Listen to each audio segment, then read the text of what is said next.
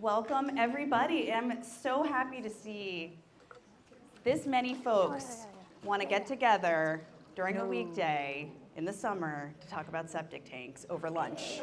So thank you all so much for your interest and for being here. And some of you I haven't seen for a little while, so it's great to see some familiar faces. And of course, always wonderful to see new faces. And I want to start out by thanking Commissioner Regalado for joining us today. We did an Instagram Live together about septic earlier in the summer as well, which was really a fascinating conversation, and we hope that some of the really interesting topics that we got to cover there come out here. So welcome.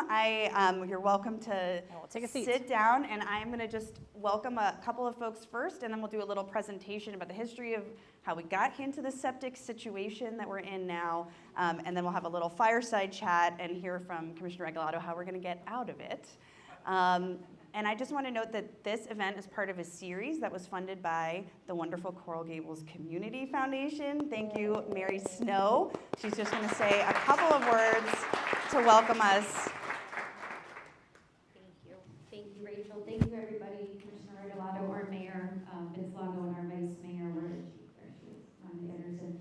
So I'm Mary Snow. I'm the very proud president and CEO of the Coral Gables Community Foundation. We're so honored to be here to support water quality talks in Coral Gables.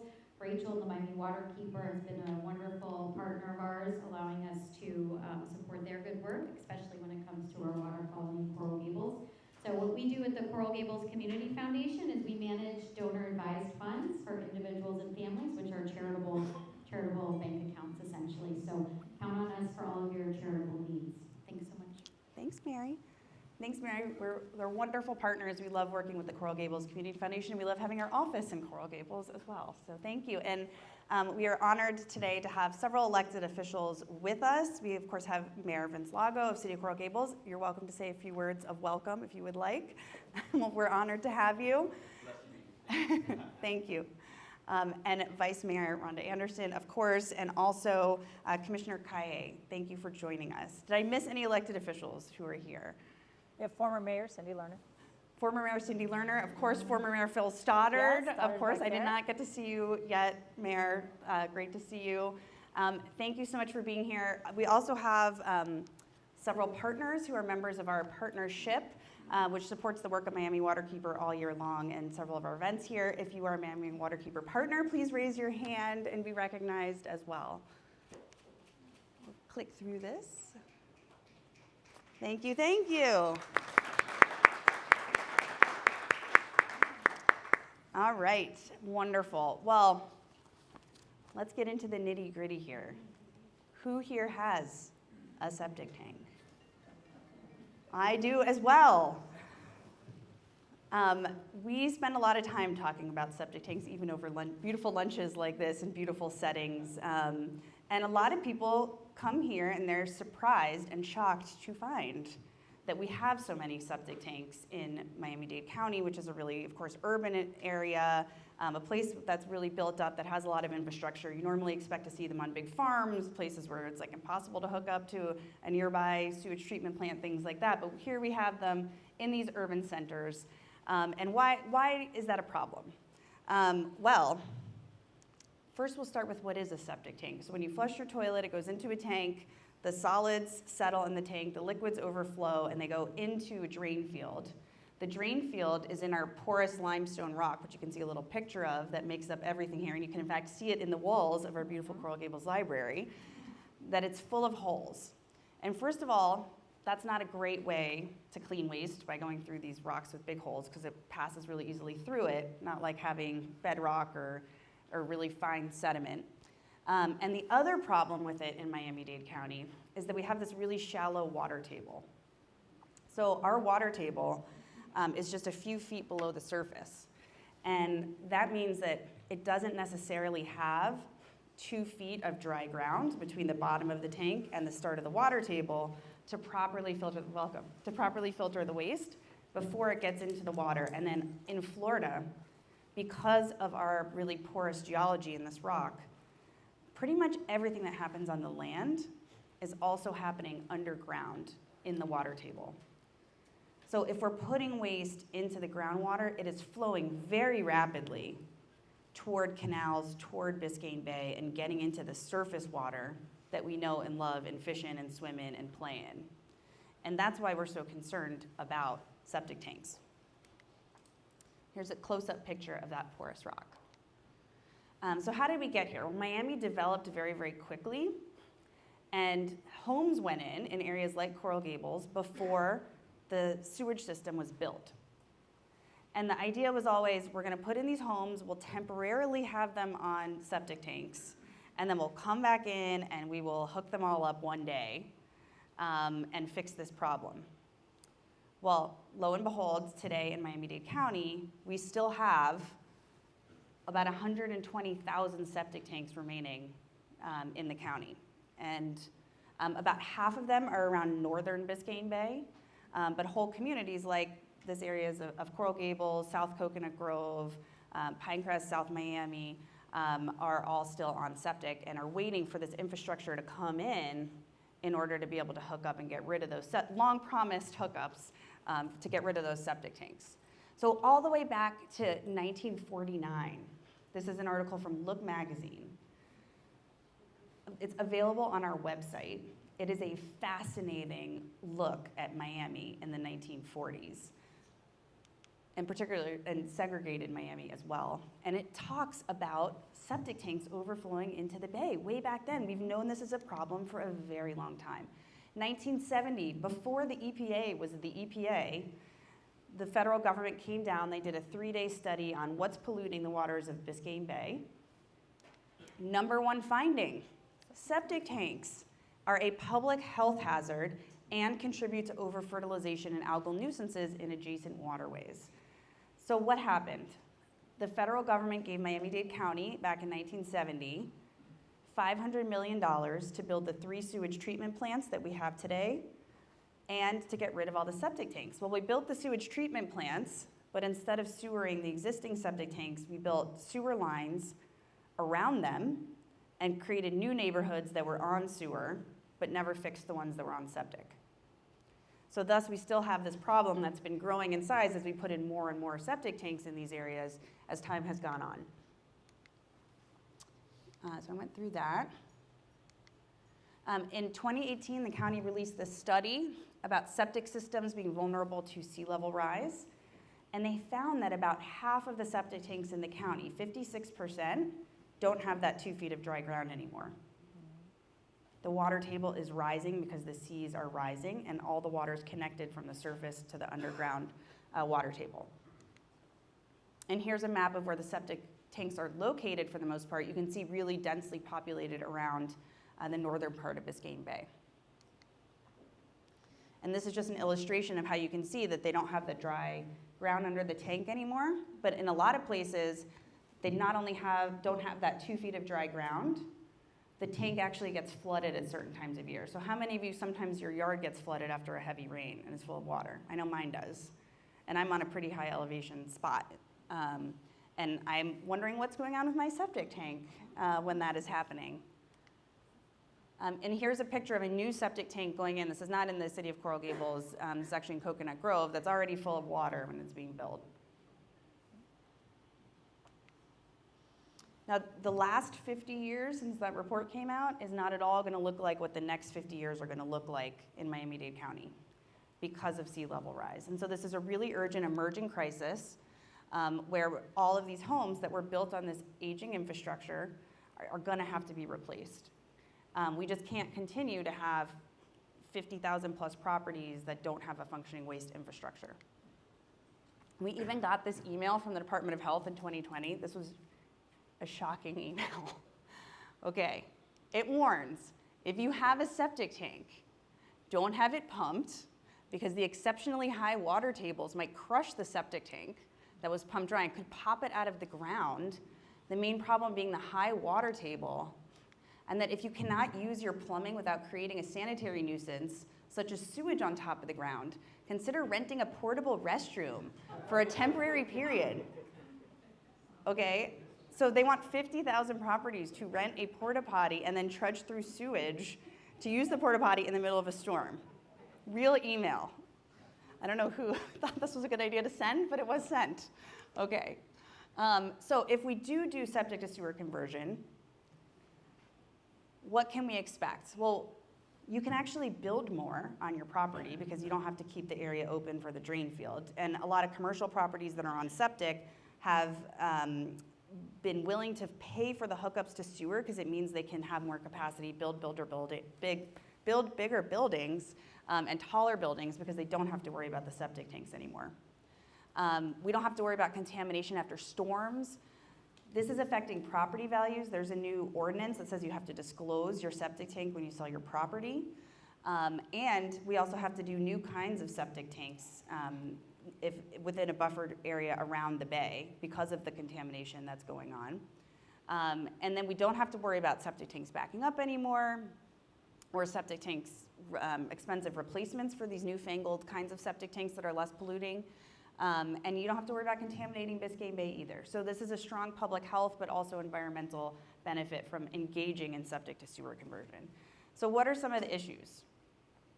It's expensive, it's construction, it's hard to tabulate the costs for everybody.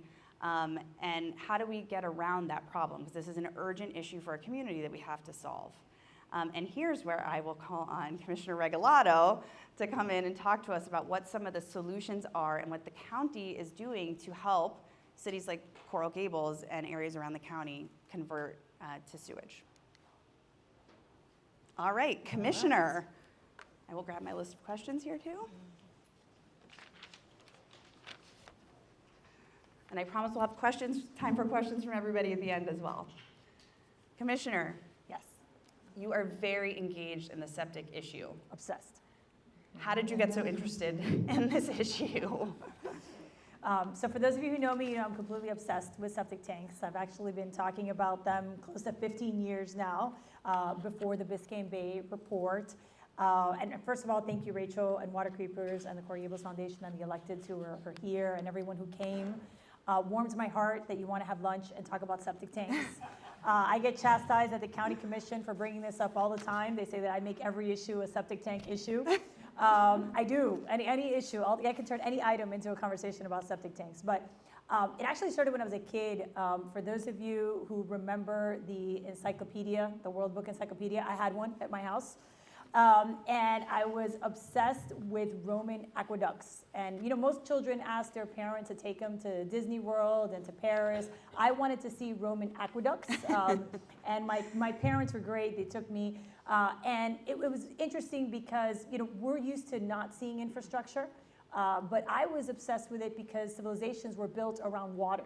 And where you had great civilizations, you had water infrastructure. And as a kid, I was fascinated by this, wrote reports on it, talked to everyone about water infrastructure, not very popular as a small child. And then I became an attorney. And I was an attorney at a big law firm at Holland & Knight. And like all baby attorneys, you know, you get like the worst cases. So I was a litigator. I got all the worst cases. One morning, my boss calls me and he says, listen, I need you to go buy a disposable camera. I just dated myself. And go out to Coral Gables. We had an issue with a client. I need you to take pictures and talk to the client. It's going to involve litigation. A construction went like haywire. So I put on my little suit on a Saturday morning, my little heels, and I go out there with my disposable camera. And as I get closer to the house, it starts smelling like death. There's really no other way to explain like the smell. It stayed with me for about 5 days. And I was getting closer and closer, and I started getting this Indiana Jones vibe, you know, like you're going into a dark, scary place, and maybe you shouldn't have worn this. Maybe I should have worn shorts and kids. And as I got close to the house, what had happened was they were doing some construction, and they had popped out, speaking of popping out the septic tanks, the septic tank had popped out, and it was upright in the property. And for those of you who haven't seen Indiana Jones, that's what it looks like, right? Like when they're in the cave and you have like the roaches and the beetles and the everything. It's a whole ecosystem that now has come up to greet you, and it smells like death. And I was like, what in hot hell is this? And of course, my job is to get close to this thing and take pictures for evidentiary reasons, and then to calm down the homeowners having a heart attack. Because they don't know what's going to happen to their property, and all their neighbors are out in the street. So I get up there taking my pictures, you know. got in my hair. It was a disaster. And we dealt with the case, and I promised myself, I was like, I don't have one of these things, but no one should ever have one of these things. And I started doing research on septic tanks, and my dad was elected at the time, and he was like, oh, no one will get rid of the septic tanks. The county will never get rid of the septic tanks. And I was like, well, you just have to decide to do it. Like, someone has to have the political will to do it and start coming up with examples. And, I'm glad that you brought up the history. I usually have to tell people about that. Whenever government tells you that something is temporary, buckle up, okay? Buckle up, because nothing is temporary in government. Everything temporary in government becomes permanent. I served 2 terms on the school board, and I was really upset because, we had these trailers that were temporary, and they had been there 30, 40 years. So I brought an item and I said, we're getting rid of them, period, no more. We'll figure it out, we'll build, we did the bond, all of them must go. Till today, we're still trying to get rid of them.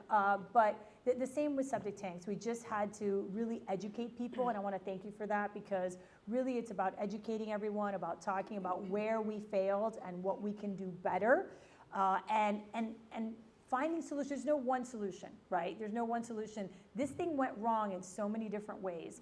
And what I've been doing systematically over the last 3.5 years is kind of taking apart, the puzzle. My staff that's here, they're wonderful. It's like a great marriage. I'm so excited every day when I come home and they're still there. They joke that I've never met a Lego kit that I didn't like, So we started with, the rider. You mentioned the rider. A lot of people don't know they have septic tanks. I was on the phone on my way over here. They were building, and they're like, we have a septic tank. We had no idea. So right now, when you sell a home, you have to disclose it. It has a separate rider. Then we tackled the new septic tanks. So the problem with septic tanks is they were so cheap to build. They were built with concrete, and some of them were failing on the first day that they were issued to you. The picture that you showed about Coconut Grove, that's actually very normal, depending on where they were built. So as of right now, you cannot build a concrete septic tank. No more, no mas. I don't care where you are. It's a fiberglass septic system that comes with self-monitoring. And the board has tried to bring 3 exceptions. We've shut them all down. We've figured out different ways to work with the developers so that they can start building and get these permits. And we've actually been working with DEP and DOH so that the county can take over the permitting for the state of Florida, because we no longer need these complicated permits because the septic system's different, right? The price point is also different. It's a very expensive system. So now when we have a conversation about connecting versus putting in a septic tank, it's a different conversation. And I think that that's something that's very positive, because we only want them where we absolutely have to have them, right? We don't want them in other places. And then the other issue is, how do we get to the connection? And we'll talk about the pump stations and the capacity and all the different things. But we also changed feasible distance, which is important because people were circumventing it. You mentioned that people just started building new homes, and they found a way around it. And they were just, it's so much cheaper to put down a few septic tanks. So we've stopped that, and now we've also created incentives for folks that have to do infrastructure at a larger scale, which is a little bit more than 1.8 miles. Yeah, and I think you brought up a great point. So today there are about 12,000 septic tanks that are immediately adjacent to a sewer line that just haven't hooked up to the line yet. And so those are obviously the easiest ones. They just need a lateral from the sewer main to the home. And from our research, there have been over 99% exemptions given to the rule passed in 1970 that within 90 days of a sewer line going in, you have to hook up your home. All right, so I got to interrupt you, because that's like that's the trigger, the 90 days. Yeah. So the 90 days. Tell us more about that the 90 and days. where we are now with that. So, the county has never really enforced the 90-day rule, right? The county will just Durham will send you a nasty letter and be like, you need to connect, you need to connect, you need to connect. In Key Biscayne, we finally got rid of the septic tanks. 15 years, literally 15 years of Durham letters that went out every 2 months. I mean, you could paper the Rickenbacker, right, with the letters. You really could. But the county, and it's important to talk about it because now when we talk about bringing this infrastructure, my colleagues are pushing back on me. And that's one of the reasons I want to thank you for having these meetings, because it's getting a little tough at the county commission. The good news is we're talking about septic tanks. The bad news is that they're focusing on the wrong things sometimes. So, we're not forcing people to connect. Durham has never gone out there with a hatchet and said, like, you need to connect, or I'm going to bill you until you connect. Pinecrest, we worked on the wells, and we got them certified as a group. There's so many things that we can do in terms of giving people more time. And one of the items that we're working on with Durham is, if you just got a septic tank, if you have a septic tank that's only a few years old and you're willing to have an inspection and a lateral comes, do you want 3 or 4 years before you have to connect? If your septic tank is not failing and you don't want to make that investment right now, that's perfectly fine. We're not here to force you to do it, and we know that for some folks financially, it's difficult. That said, the bigger issue is when your septic tank is failing, and you know that. One of the pushbacks that I've gotten is people don't want to do the inspections because according to the federal government and Durham, once we do the inspections, if it's failing, now you have 90 days and there's nothing that I can do to help. One thing is the lateral and giving you time to connect, right? Because now we have infrastructure. Another thing is a tank that's failing and we know is contaminating our waterways and your obligation to take it out. What can you do in 90 days? Nothing. You can't even get a permit in 90 days. It's a poison pill, right? So we're working on streamlining the permitting. The new septic tank, actually an engineer signs off. It's totally different from what was done before. And you mentioned something that's important. This is wasted space for a lot of folks. You could use this for something else, on the unincorporated side, one of the things that we're doing is auxiliary dwelling units. If people want to expand their properties, this is a perfect area to do it. And obviously, capacity is important. Whenever you're going to add on or remodel, it triggers a look at your septic tank to see if you can do that with the capacity that was built for that tank. So there's some areas where we bought 2 septic tanks, and they're like, oh my God, what had just happened now? What hot hell? Like 2? But that's actually happening. So it's important for people to understand that we're working with the municipalities to find vehicles, and there are finance vehicles. We had a great meeting with Commissioner Steinberg. One of the things that we're very excited about is the county gets dock stamps.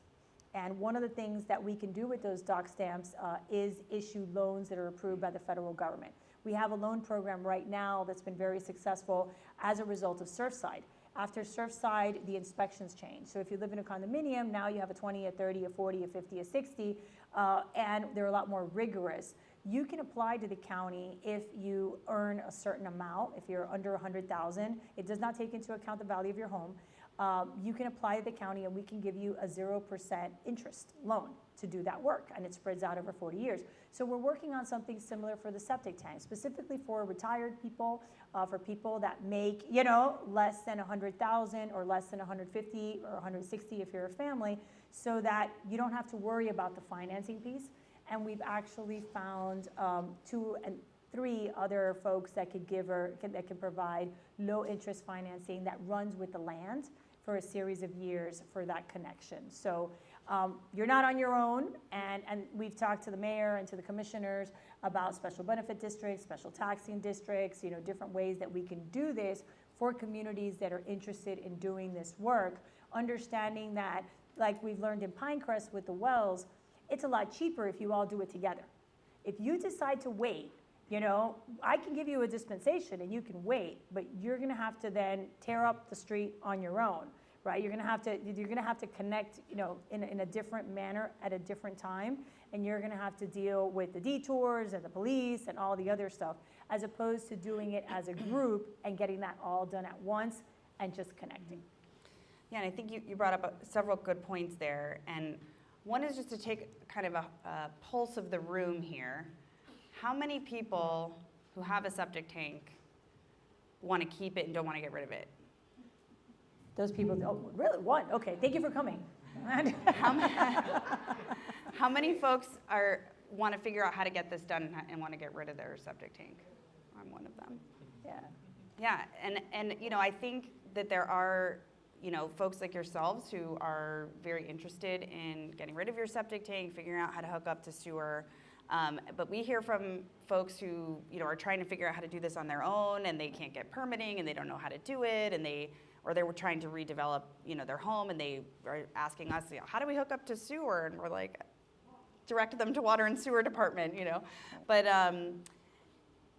I think that there are a lot of folks who also are hesitant and nervous about hooking up because of, the inconvenience of ripping up the roads and putting in the infrastructure and the cost. Where this has happened in the Keys and around the Springs areas and on Key Biscayne, everybody has paid something. So it's been federal government, state government, county, city, and the individuals to bring it onto their private property because the government can't come onto your private property and actually hook up your home. What options are out there? You just laid out some of them to alleviate the financial concerns that people have. I know overall this is a hugely expensive project for the whole county to put in the infrastructure themselves, but what about for the homeowners, like you mentioned, Right. spreading this out over decades, or when you sell your home, zero interest loans, things like that. Right. So it's like a funding lasagna. That's the best way to Yes. explain it, right? So, I like that. there's some federal money, and there's some, partners that have been able to get federal money. In the case of Pinecrest, they used federal money that they got to get rid of the wells, the ARPA money, but we also got some state money because some of the wells were contaminated. So when there's contamination, sometimes you can get some funding from the state. We just changed the rules at the state level so that Miami-Dade County can apply for some of these loans because we didn't qualify. The municipalities did, but we did not. So that recently changed. And now there's a whole bucket of money in Tallahassee specifically for this. And that focuses on urban areas, because always when we talked at the state level for this funding, we were competing with rural areas that have a tremendous need for infrastructure. And it was just never a fair fight, right? And we sent a lot of money up to Tallahassee, and we have every right to demand some of that back, especially with the issues that we have with flooding and sea level rise. I think that has really changed the conversation, and it's changed our ability to bring this to our lawmakers in Tallahassee and ask them to participate in this funding. The county, like I said, we can use dock stamps is what we're looking for approval. We can also create what's called a special benefit area. So a special taxing district is a vehicle that the county can create for lights, for security, for landscaping. A special benefit area is we're providing an infrastructure, and then we can spread that cost out over a certain number of years to a group that can connect to that. So what does that look like, right? Because I think everyone, for the folks that want to get rid of their septic tank, they're like, well, Rachel brought up, everyone focuses on door to the sidewalk, because that's like your piece, right? That's your piece. And we have vehicles that can help you with that. But really, how do we even get that lateral in front of your street, right? That's the number one question after so many years. So what I focused on was the pump stations. The pump stations and the capacity is where the county gets, jammed up. So right now we're working on an item that really incentivizes pump stations. You mentioned something very important. For commercial properties, connecting is a given. It's very difficult to not connect if you're redeveloping a commercial property. And if you have a septic tank, there are 272 things that you cannot do on that property because you're on septic. You can't have a restaurant, you can't have a beauty parlor, you can't have a paint store, you can't shine shoes. So I can list all the different things, right? You can't clean cars, you can't even have a car wash, right? So all these things really make it difficult, and everyone blames DERM, and we're like, well, no, it's your septic tank. It's not DERM. DERM is just telling you that because of your lack of connectivity to our system, you can't have these uses. So when a commercial property changes from septic to water and sewer, the property value actually goes up twofold. So for them, it makes financial sense. Now they can do all these different things. They can raise their rents. And we focused on that because that's the easiest piece, right? We're not forcing them to do anything, and it makes financial sense for them. So what can we do? If they're doing it, how can we make that pump station larger? How can we go from a pump station that is going to connect a strip mall and is going to serve about 10 locations to a pump station that can become a sub-regional pump station that you can then turn over to water and sewer, and that pump station can now connect 200 homes, right? And then we can talk about the laterals and if neighbors want to connect, if they're already at a place where they have to change their septic tanks and they don't want to get the fiberglass. So I have a few areas in my district where the neighbors are like, actually, please come. I don't want to buy a new septic tank. I don't want a fiberglass system. I want to use it. I want to connect. So those are obviously easier conversations. We don't have a solution for everyone, but it is getting easier and easier to find funding. And I think the more we do it, the easier it'll get to kind of put these things together and give people options. Yeah. Yeah, thank you. That's really informative. And I want to give our cities a chance. You're here, Vice Mayor Anderson. I know you're in deep on the septic issue, but pun intended. Or Mayor Lago, Mayor Stoddard, Mayor Lerner, who've all had experiences with this. If any of you would like to say a few words about how the city is approaching this and what support you need or what roadblocks you've run into or what successes you've had with septic to sewer conversions, we'd love to hear from you. There we go. Oh, yeah. Mayor Stoddard. Oh, Vice Mayor Anderson. Go ahead. Sure. Here, I'll bring the. Yeah, so I started on this problem about 2013.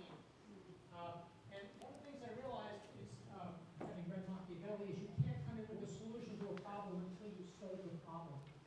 So at every State of the City address, I gave Rachel's lecture on how septic systems work and don't work. One little I won't say a correction, but a nuance to what you've been told today. When a septic system is working properly, all the phosphate still winds up in Biscayne Bay. You can denitrify, you can gasify the nitrogen compounds with a properly functioning septic tank. But after a couple of years, all the limestone below your septic tank is coated with phosphate, and the rest of it just goes straight through to the water table and out to the bay. So if you have a functioning septic system, it's working perfectly, you are still polluting Biscayne Bay. You're still killing it. And there's nothing you can do about that except connect the sewer. So we did transects. We discovered they were failing down by Snapper Creek. They don't have much life anywhere else. And we priced it out, got an engineering study. The estimate was $75 million for South Miami, and that was like 7 years ago. I think the cost of everything has gone up. It's about $45 million for the city, and the rest was sort of $5,000 to $15,000 per household, depending whether your septic tank is in the front yard or the backyard. I went up to Washington, was working with our congresswoman to get this done. Donna Shalala, she lost, and a new congresswoman hasn't been helpful. So that's sort of where we were, and I am extremely grateful that the county and Waterkeeper and everybody else gives a hoot about this, because it really is polluting the bay when it works as advertised. And I'll pass this over back to, yes, here you go. Thank you, Mayor Stoddard. I have a young daughter who's a water quality expert, so he's speaking to the choir when we talked about the permeability of the rock and the fact that it's not working. So I ran about 2.5 years ago, and I knocked a lot of doors, and a lot of people were asking, when are we going to get septic tanks? When are we going to get septic tanks? And we have some areas that are ready, willing, and able to do it, and some folks that have emailed me over the couple of years that said, we can't flush. Right. It's flooding here, we can't flush at all. So we're prioritizing these areas thanks to the education that you all are engaging in. It's making it much easier for cities to convince the other folks that don't quite understand the importance of it yet because they haven't had problem flushing. They will eventually, but when they see the dead fish, I think it's when they'll realize that it's a real problem. So thank you.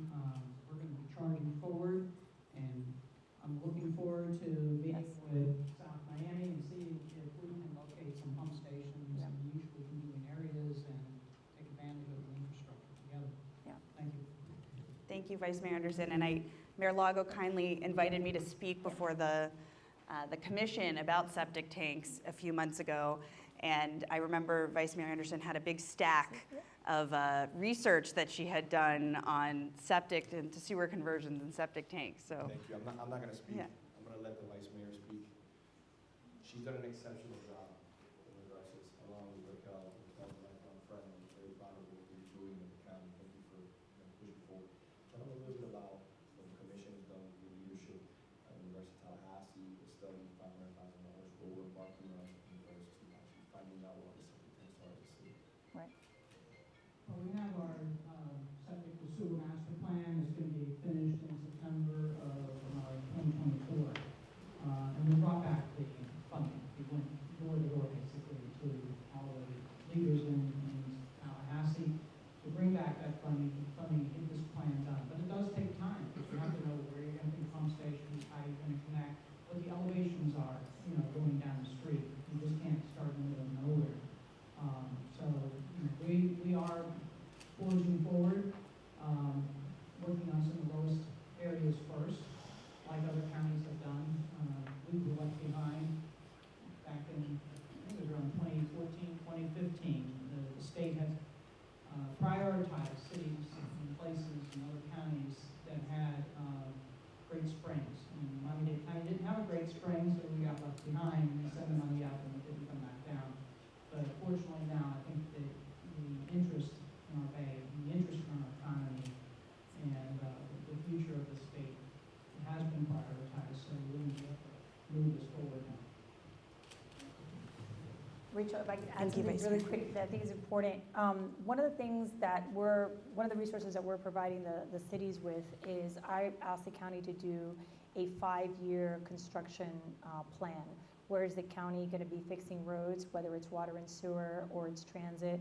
Where's FPL going to be working? Where's AT&T going to be working? So we can actually tell you who's going to be tearing up what street, right? And that's important because if we're going to be tearing up the streets in your neighborhood, this is a perfect opportunity, right? And this could save us millions of dollars. And specifically, we've reached out, to FPL, who has the most aggressive plan. And obviously, the undergrounding, of their lines could provide us with a tremendous opportunity that could save a lot of money.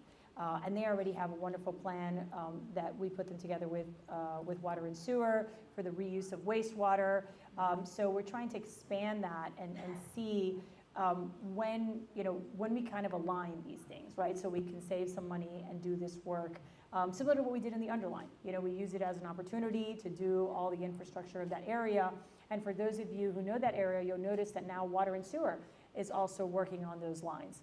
And tearing up, our neighborhoods. But it was important because we've seen so much growth to just take, if they were going to open up those lines, and we were going to open up the sidelines and increase the capacity. I mentioned the rider, but another item that I brought to the board that was approved is if you have a septic tank, it's going to be on the property appraiser's website, and so is your permit. And that's important because that's the first place that everybody goes. So that was a little polemic on our board, but it got through, and we're waiting for the launch of that. And we're also, the state is, in 2026, they're supposed to close out DOH, and we're supposed to do all this work. So what we're bringing to them in the next legislative session is a pilot where Miami-Dade County is the first to take on the responsibilities of DEP and DOH, so that we could prove it as the largest county, what that transition looks like, what those new permits would look like. We've agreed, and we've been negotiating with them on the MOU to take all their employees, to take all their training, to put them in-house at RER so that we can make this process faster in terms of, getting a septic tank permit, decommissioning a septic tank, and all things related to water quality in terms of permitting with the state. Amazing. Thank you for that information as well. And I'll just see if Mayor Lerner wants to say a few words about Pinecrest and then open it up to questions from the audience. Thank you, Rachel, and thank you, Commissioner Regalado. I first learned about Miami Waterkeeper in 2014 while I was mayor because there was, at the time, litigation.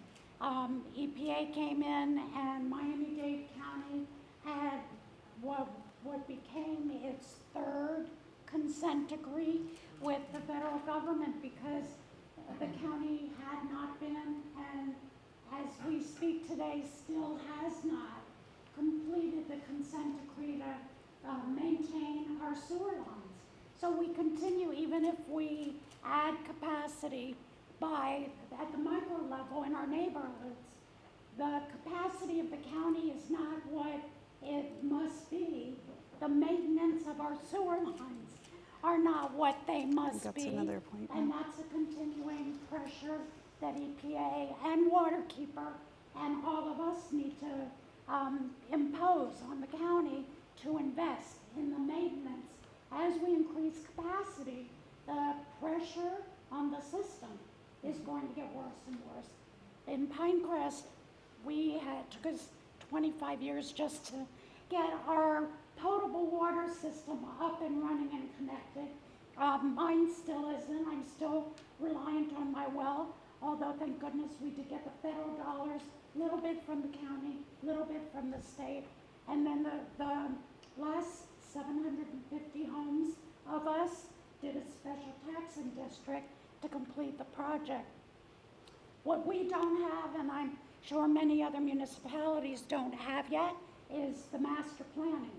And that's critical for Pinecrest and every other municipality to do what South Miami did 10 years ago and now Coral Gables is doing.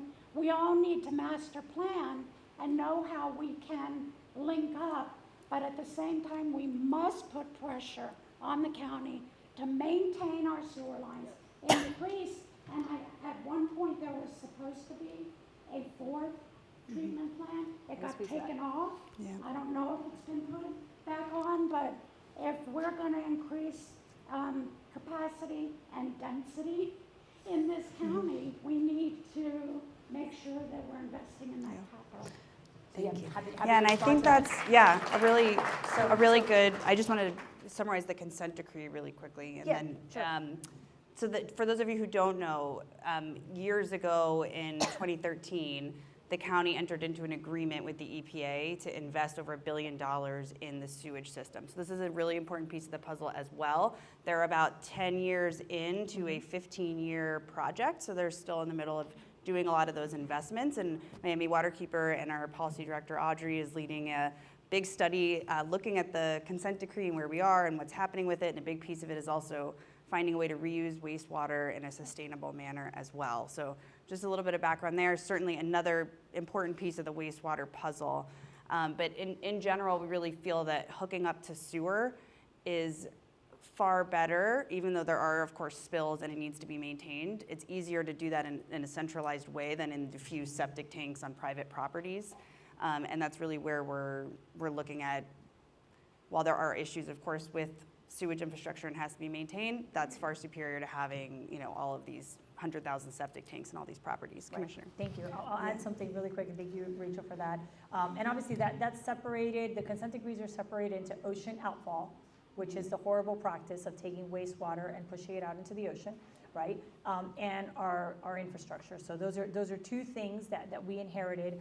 And listen, I've been the chairwoman of the infrastructure committee since I was elected. I'm in my second term.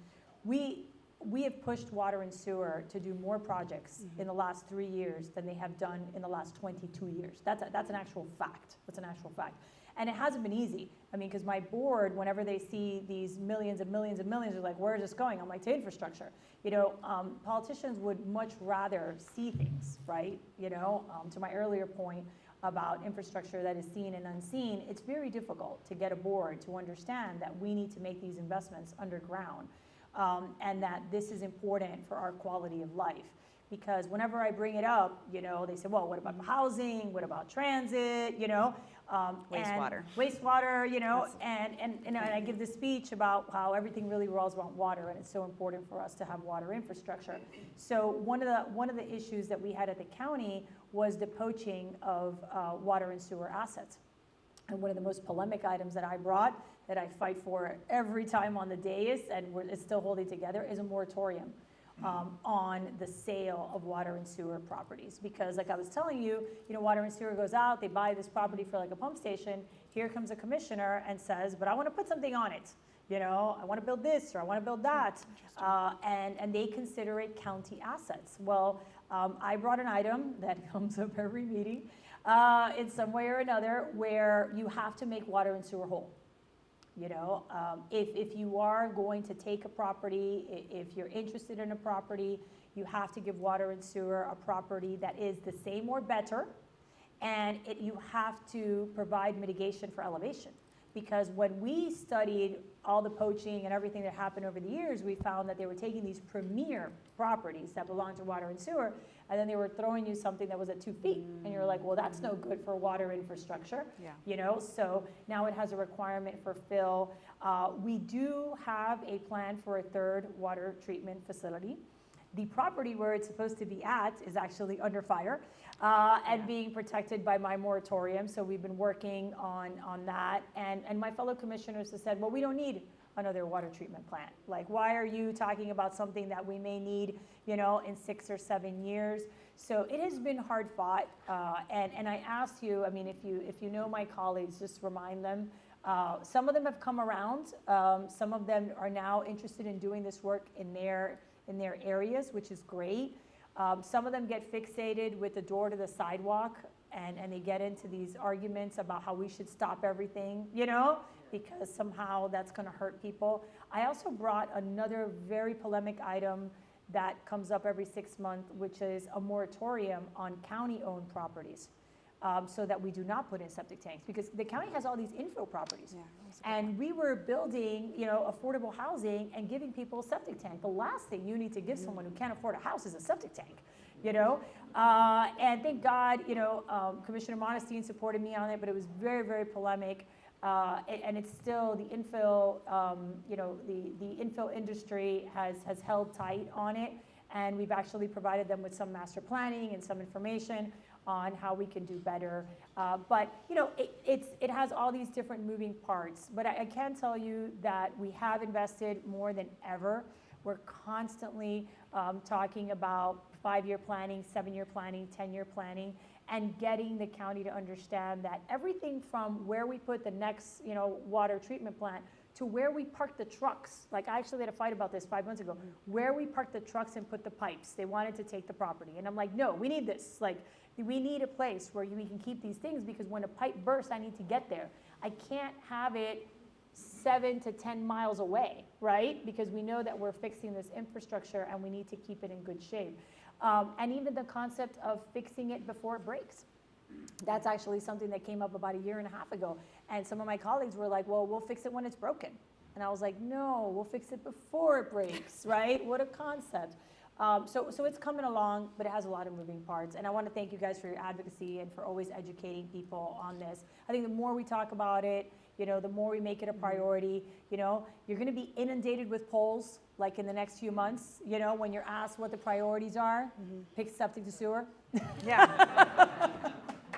Make my dream Good come message. true, so everyone gets the message loud and clear. So I don't know, I don't have my watch on me, so I don't know how much time we have, but take one question? 1 or 2 questions? Yeah. Okay. Just one in the back. Okay, wonderful. Yeah. Sir? First, I want to commend the commissioner for all the interest and energy she's put into this subject. But regarding what the mayor of Pinecrest mentioned as far as a master plan, you're in there, you know what's happening.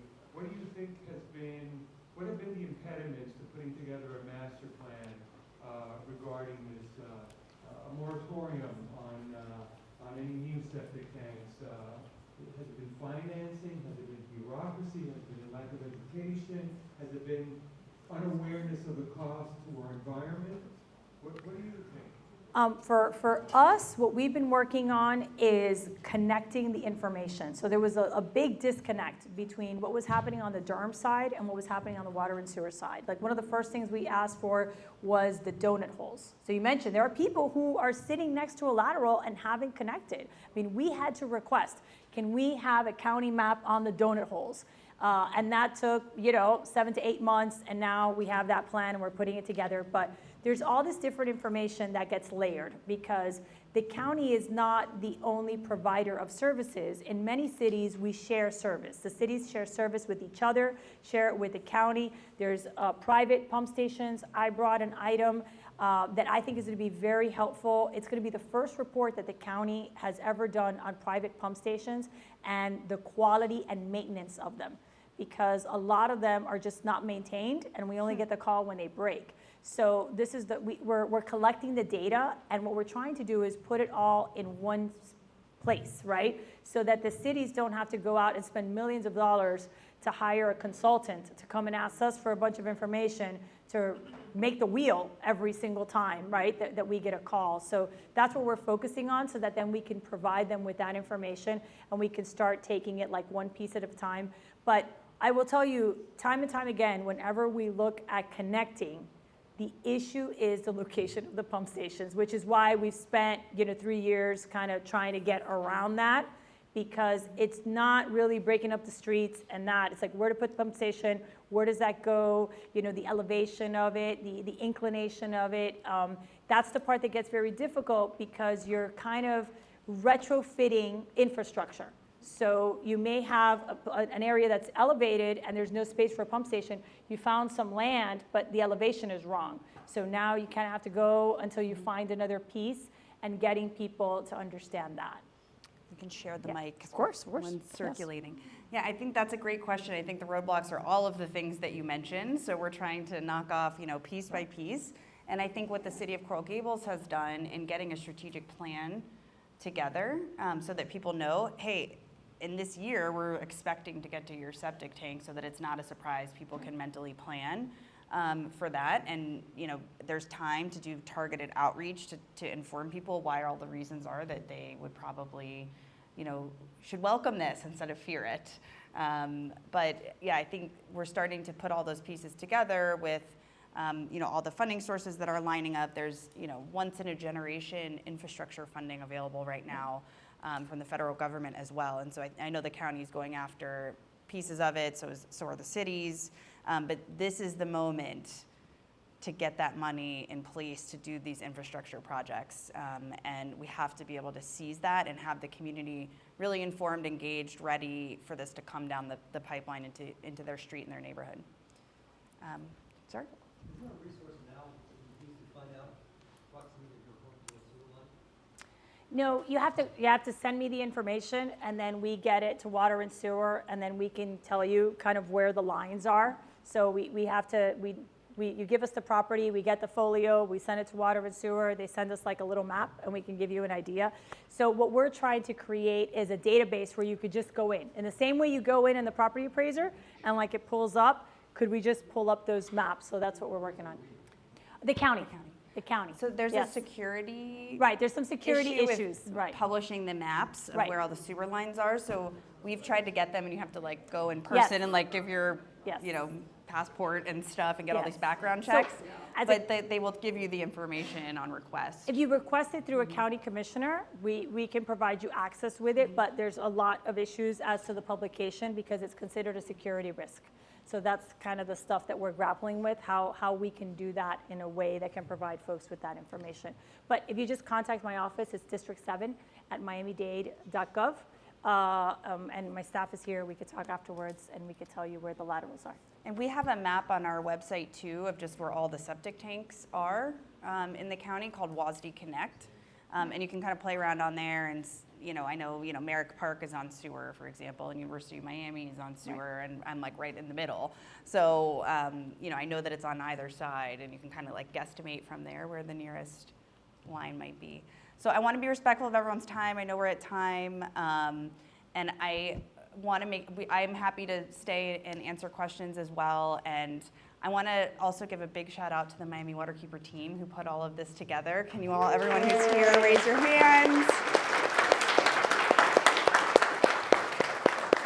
Thank you again, Coral Gables Community Foundation, for funding this series. I hope you're able to make other events that we do together on different topics.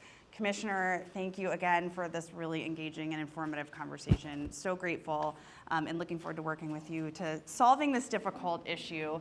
And thanks to all of you for being here, for wanting to talk septic today at lunch, and for being so open and willing to seeing this as forward-moving progress and something that's really important for the community.